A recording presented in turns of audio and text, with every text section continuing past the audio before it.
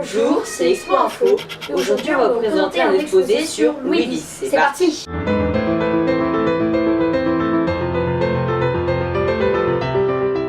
Donc, premièrement, Louis X de France, dit le Hutin, est né le 4 octobre 1289 à Paris et est mort le 5 juin 1316 à Vincennes. Il a été le roi de Navarre de 1305 à 1316 et le roi de France de 1314 à 1316 sous le nom de Louis X, 12e de la dynastie dite des Capétiens directs. Fils du roi de France Philippe IV le Bel et de la reine de Navarre Jeanne Ier, Louis X ne laisse pas de descendance au trône de France. Son seul fils, Jean Ier le Posthume, né après sa mort, ne vit que quelques jours. En 1305, Louis X hérite de la couronne de Navarre, au décès de sa mère, Jeanne de Champagne, reine de Navarre. Le royaume est administré localement par un gouverneur nommé par le souverain français. Philippe IV le Bel, qui maintient ses fils sous sa dépendance et son strict contrôle selon les habitudes héritées de Philippe Auguste, l'autorise à se rendre en Navarre qu'en 1307 pour s'y faire couronner par l'Assemblée des nobles.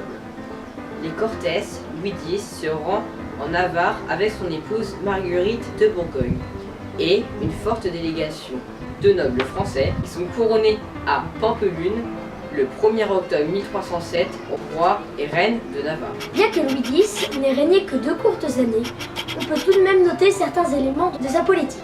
Succédant à Philippe le Bel de 1314 à 1316, il doit faire face aux révoltes suscitées par la politique de son prédécesseur et menée par les barons qu'il calme par des concessions. Isolé dans un conseil étroit, Louis X doit rechercher l'appui de ses frères Philippe de Poitiers et Charles de la Marque. Les 3 frères, dont la descendance est douteuse depuis l'affaire de la tour de Nesle, n'ont pas hérité mal. Leurs épouses sont en prison, le comte de Valois est tout puissant. Et il a 3 fils dont l'aîné est le futur Philippe VI. Il est un de ceux qui mènent la révolution des seigneurs. Louis X s'allie et son frère Philippe de Poitiers en échange de l'héritage du comte de Bourgogne. Philippe IV a acheté les droits de la Franche-Comté à Othon IV de Bourgogne.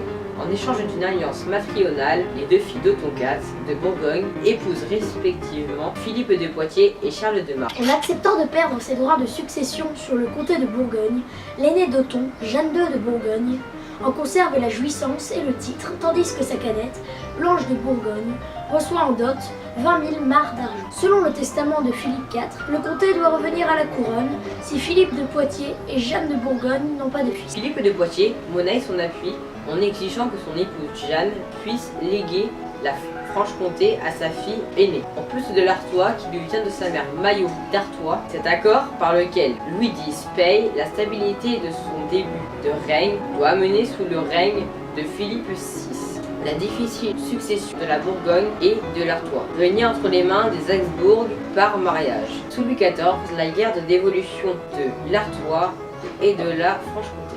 Louis X est pris de malaise après une partie de jeu de paume à Vincennes. Il a bu un vin glacé alors qu'il était échauffé. Pris de remords de ne pas être intervenu, il fait dédommager les enfants d'Enguerrand de Marigny, qu'il n'a pas pu sauver, et fait rendre à Raoul de Presles les biens dont il a été spolié. Voilà, c'est tout pour cette vidéo, et n'hésitez pas à laisser un like et vous abonner, et on vous dit ciao ciao.